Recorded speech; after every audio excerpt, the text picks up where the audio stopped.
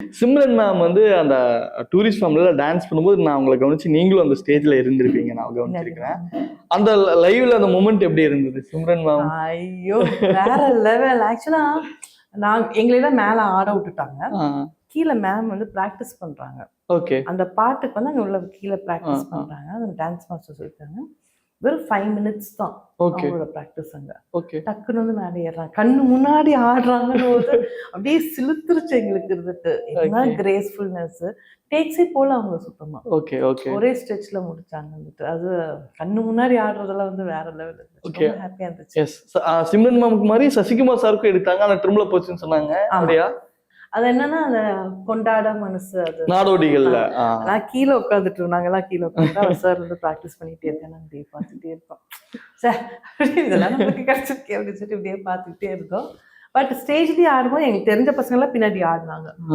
அப்புறம் பார்த்தா இதுல இல்லை.